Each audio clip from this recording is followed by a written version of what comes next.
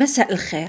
اللي في الصورة الدكتورة بان زياد طارق من البصرة العراق. البارح بالتحديد 18 أوت 2025 تم إسدال الستار وإغلاق قضية الدكتورة نهائيا.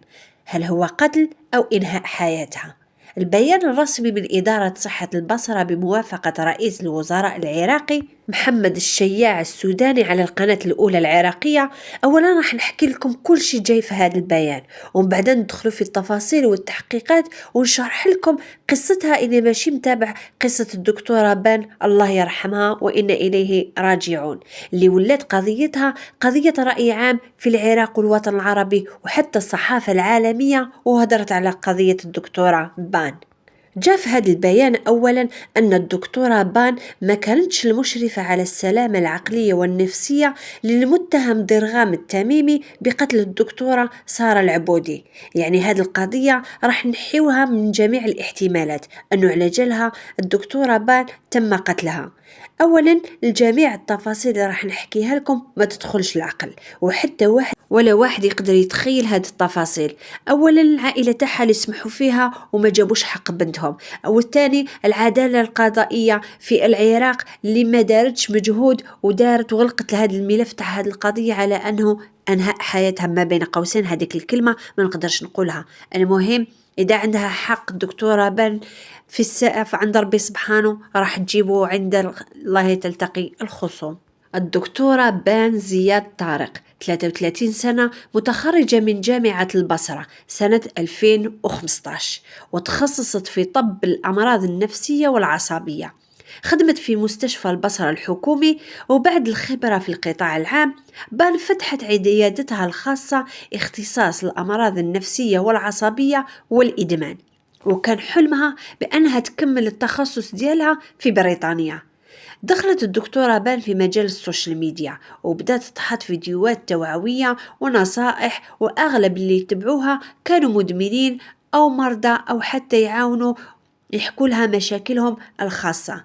هذه هي الدكتورة بان زياد طارق، والآن راح نحكي لكم كيفية رحيل وغدر اللي ماتت فيه هذه الدكتورة مسكينة الله يرحمها. راح نحكي لكم تصريحات الأب والأم، ومن بعدها كل واحد ولا أفراد العائلة تاعو. على حساب الأب زياد طارق والأم جنان غازي أنه ما بين يوم 4 و5 أوت 2025 عيط لهم الابن ديالهم، ولكن في الحقيقة خال بان هو اللي عيط للأخت دياله وقال لها بلي وليدي ووليدك راهم قتلوا بان. ولكن الأم بدلت الرواية تاعها وقالت باللي محمد وليدي هو اللي عيط لي وقال باللي بان دارت أكسيدون أرواحه راهي في العناية المركزة. بابات ويمات بان ركبوا أول طيارة ورجعوا للدار، تما يلقاو الشرطة في الدار ومنعوهم أنهم يدخلوا للدار. قالوا غير الخير وش كاين؟ قالوا لهم أنه بنتكم راهي ميتة في السبيطار والدار هادية مستحيل تدخلوها لأنه هي مسرح الجريمة. اللي دابا للسبيطار هو خالها ومرته بعد ما ماتت ب 12 ساعة. تخيلوا معايا دوكا راح نحكي لكم بعض التفاصيل العقل ما يستوعبهمش. خال ما بان ومرته داوها بعد 12 ساعة من وفاتها، بعد ما غسلوا ونقاو الصال واللي لقاوها ميتة فيها، وضيعوا جميع الأدلة وحتى الأدوات اللي استعملوها، وحتى بان بدلوا لها حوايجها ونحاوها من صال داوها لبيتها. هو من المفروض يلقاوها هكذاك أقل حاجة ما يمسوش الضحية ولا حاجة من مسرح الجريمة. لما لحق الأب والأم للسبيطار قالوا لهم الأطباء وش صرا وش كاين؟ قالوا لهم بلي بنتها طاحت في صال حكاية ما تدخلش العقل. كيفاش طاحت وهي عندها كل هذيك الإصابات والكدمات اللي فيها؟ تقول حاجة واحدة أخرى قاعدك. قالوا لهم إيه هي اللي دارت في روحها هكذا؟ قالوا لهم هي كانت مكتئبة وكانت تمر بحالة نفسية هاد اليامات.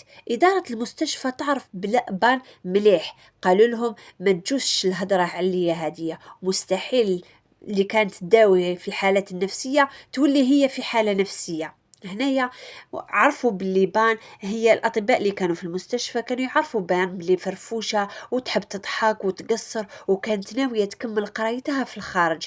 كيفاش تدير في روحها هداك الشي كامل؟ لما حضرت الشرطة قالوا لها دوك تقدموا بلاغ باش نبداو التحقيقات والانكات تاعنا. قالوا لهم العائله تعبان، قالوا لهم لا ما نسحقوش نديروا لونكات ولا نبداو نديرو ولا نديبوسيو بلانت. لا المهم ما راح نتهموا حتى واحد في هذه القضيه، احنا على بالنا بنتنا وش دارت وهي اللي دارت هذاك الشيء في روحها، ويلا كملوا التقريرات الطبيب الشرعي باش ندفنوها. كاين طبيب واحد لتما راح صور جميع الجروح اللي كانت في جسم بان. الطبيب هذاك كان يصور وقاعد يشرح جميع الجروح والكدمات اللي في جسم بان، وحتى صور تقرير الطبيب الأول اللي كتبوه الأطباء نهار الأولاني، وكان عندها جروح في يديها حوالي 6 سنتيمتر العرض تاعهم، برك تخيلوا معايا. هنايا هذاك التقرير الطبيب الشرعي دوكا حنصوره لكم ونوري لكم التصور تاعو، اللي يحب يقراه يدير كابتور ديكرون ويزومي عليه. اولا قالوا بلي وصلت للمستشفى متوفيه منذ 12 ساعه، بؤبؤ العينين كبار وغير مستجيبين للضوء، يعني كانت خايفه وشافت قاعدك وش صار لها، ولا يوجد نبض أو تنفس، وجود جروح قطعية في كلا الذراعين، وجود كدمات في الوجه، وجود كدمات قطعية حول الرقبة. تخيلوا معايا، راح كما قلت لكم هاوليك وصوره. وفي الأخير قالوا تمت إحالتها إلى الطبيب الشرعي لمعرفة سبب الوفاة. الطبيب المشرف على حالة بان الله يرحمها كشف العائلة تاعها مصرها انها تدفن بنتهم قبل ما يديروا لها تقرير الطبيب الشرعي ولا يشرحوا الجثة. هنايا راح نشر الصور والفيديوهات اللي دارهم، دار ردود فعل قوية في الشارع العراقي، وأصبحت قضية رأي عام. وهنايا تحت ضغط شعبي عاودوا فتحوا تحقيق للمرة الثانية، وراحوا المحققين إلى منزل العائلة بان ويعاودوا يفتحوا مسرح الجريمة، وبالك يلقاوكش حاجة أو يلقوا أدلة جديدة إذا لقوها أصلا. أول حاجة لقوها في شنبرتها وفي صلدبة تاع بيتها مكتوب عبارة أريد الله. الأم والأب قالوا قلنا لكم باللي هي اللي حبت تدير في روحها هكذايا، هي اللي كتبت أريد الله وراحت له. وين راهم الأدوات اللي استعملتهم الدكتورة باش تنهي حياتها؟ شكون اللي سيق ونظف وبدل لها حوايجها؟ يعني ما خفتوا ما بكيتوا ما تخلعتوا، جاكم الموضوع حاجة عادية وكي سيقتوا على ما غسلتوش عبارة أريد الله من الباب؟ مادام سيقتوا قاعدك علاش هاديك خليتوها في الباب؟ علاش خليتوها؟ حتى كاميرات المراقبة تاع الدار كانوا طافيين، وحتى كاميرات المراقبة تاع الحكومة تاعهم وتاع الجيران بينوا انه حتى واحد ما دخل ولا خرج من دار بان غير هما عائلتها وخوها. كاين تاني رسائل ما بين بان وصديقتها، قالت بلي كرهت من خويا ووليد خالي. هنايا عائلة بان ساكنة مع خوتها، من جنبها خالها ومن جنبها هدايا خالتها. في الصفحة تاع خوها داير رواية لأحد الكتاب، اسم الرواية الإخوة الأعداء. في عزاء الدكتورة بان الله يرحمها خوها محمد ما كانش حاضر، لأن الشرطة كانوا شادينه.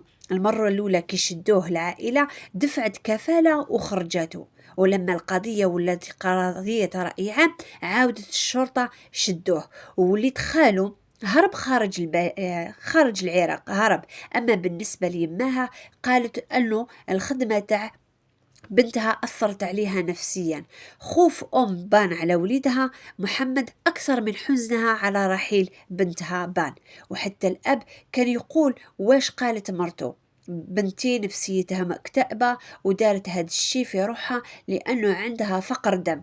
دوكا قولوا لي برك وحدة عندها فقر دم تروح تدير في روحها هداك الشي كامل، وطبيبة نفسية كيفاش في لحظة عف ما تقدرش تسيطر على روحها.